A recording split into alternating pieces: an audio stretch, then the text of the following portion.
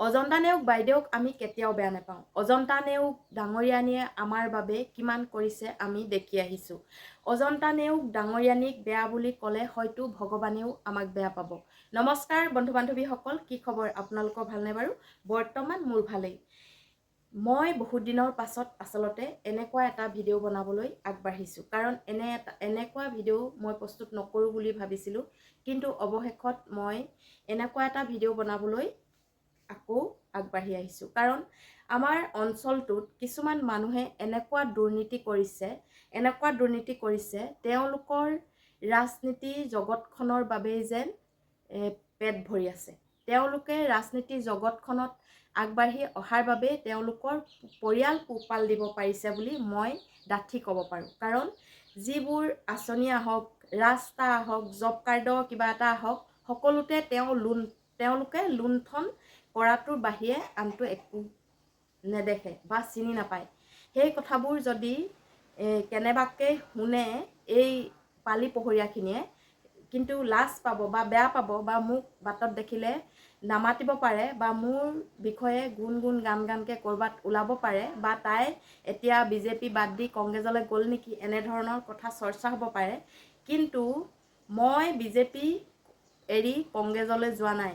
মই কংগ্ৰেছৰ পৰা যেতিয়া নেকি যিদিনাখন পদত্যাগ কৰি বিজেপিত জইন হ'লোঁ, সেইদিনাখনৰ পৰা বিজেপি জয়গান গাওঁ। কিন্তু বিজেপি জয়গান গাওঁহে, বিজেপিৰ যিসমূহ লিডাৰ, সেই লিডাৰসমূহে কি কাম কৰি আছে, সেই কামখিনি যদি মই ভাল নেদেখোঁ, সেই কামখিনি যদি মোৰ পচন্দ নহয়, তেনেহ'লে আমি কেনেকৈ বিজেপিক ছাপোৰ্ট কৰিম আপোনালোকে কওকচোন।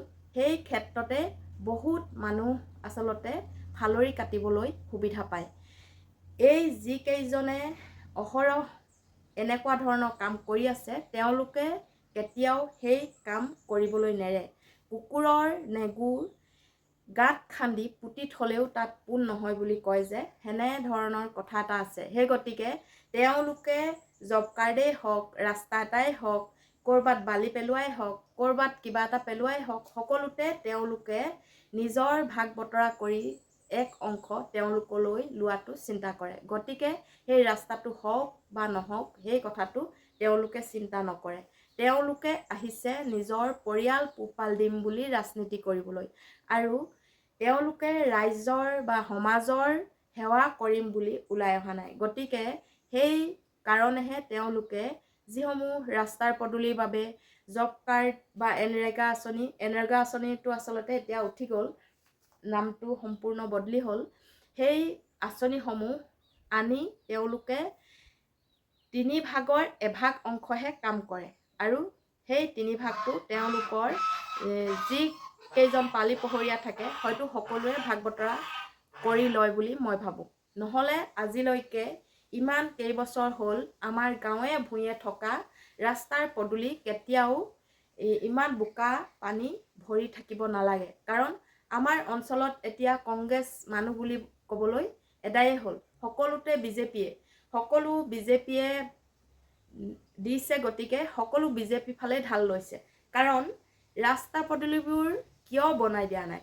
মোৰ পিছফালে ৰাস্তা যিটো আছে, সেই ৰাস্তাটো বাৰে বাৰে মই কৈ আমনি লাগি গৈছে। পঞ্চায়তত গৈ নাম ভৰাই থৈ আহোঁ, বাৰে বাৰে গৈ পিনি এপ্লিকেশ্যন দিওঁ। পঞ্চায়তত মোৰ নিজৰ ব্যক্তিগতৰ বাবে আজিলৈকে একো বিচৰা নাই, আৰু বিচাৰিলেও নিদিয়ে বুলি 100% জানো। গতিকে সেইবাবে ৰাস্তাটো বিচৰাত কিবা আপত্তি আছে নেকি?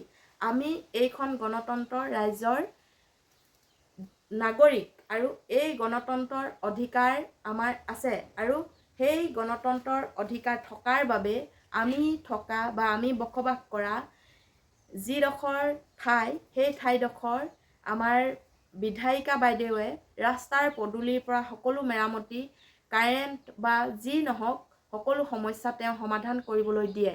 গতিকে আমাৰ পালি পহৰীয়াসকলে কিয় প্ৰত্যেকটো ৰাস্তা বনাই দিব পৰা নাই? এয়াও ৰাস্তাটো আহিলে সৌয়াত নি বনাই দিয়েগৈ। তাৰ কাৰণটো কি? এইখিনি ৰাস্তাটো বাৰে বাৰে আহিছে বুলি গম পাওঁ, আৰু এখনকৈ কমিটি গঠন হোৱা গম পাওঁ, কিন্তু সেই ৰাস্তাটো বনি নুঠিলে। সেই টকাখিনি খালে কোনে? এই কথাবোৰ যদি কওঁ, কিছুমান মানুহে আচলতে বেয়া পাব। গতিকে শেষত উপায় নাই। এতিয়া আকৌ বাৰিষা আহিব হ'ল। আমাৰ যদি কোনোবাৰ বেমাৰী ওলায় বা আমাৰ কাৰোবাৰ বেমাৰ হয়, এইখিনি চুবুৰীটোৰ মানুহে ঠেলি আনিব নোৱাৰা অৱস্থা এটা ৰাস্তা আছে। যদি আপোনালোকক হাতে লোটে প্ৰমাণ লাগে তেনেহ'লে মই ভিডিঅ' কৰি দিবলৈ সাজু আছোঁ। আৰু লাষ্টত গৈ বেমাৰী কেনেকৈ নিব লাগে, হাঙি ভাৰ কৰি নিবলগীয়া হয়। সেয়েহে মই এই ভিডিঅ'টো আপোনালোকৰ আগলৈ প্ৰস্তুত কৰিলোঁ। আৰু যিমান পাৰে আপোনালোকে শ্বেয়াৰ কৰক যে এতিয়াও বিজেপি চৰকাৰ দিনত গাঁও বুলি নকওঁ, যিটো নেকি পদুম পথাৰ মেইন ৰোডৰ কাষেদি যি এটা ৰাস্তা সোমাইছে, সেই ৰাস্তাটো আমাৰ শুকান বিলৰ মাজেদি যি যায়, অজন্তা নেওগ বাইদেউ আহিলে আমাৰ ৰাস্তাইদি সোমায় নাইবা আমাৰ ৰাস্তাইদি ওলায়। কিন্তু তাৰ মাজতে এটা ৰাস্তা এতিয়াও বোকা পানীৰে ভৰি আছে। গতিকে মহোদয় ডাঙৰীয়ানীয়ে এই ভিডিঅ'টো পাই যাতে আৰু আমাৰ এই ৰাস্তাটো দিবলৈ যত্ন কৰিব বুলি আশা ৰাখিলোঁ। গতিকে ভিডিঅ'টো আগবঢ়ালোঁ। নাগৰিকত্ব হিচাপে আমাৰ এইখন স্বাধীন দেশৰ স্বাধীন নাগৰিক হিচাপে কথা কোৱা বা যিকোনো ভুল দেখাটো কোৱা সকলোৰে অধিকাৰ আছে। সেই গতিকে মই মোৰ ফালৰ পৰা মনৰ বক্তব্যকেইটা আগবঢ়ালোঁ। ভাল লাগিলে লাইক, কমেণ্ট আৰু শ্বেয়াৰ কৰিবলৈ নাপাহৰিব। ধন্যবাদ।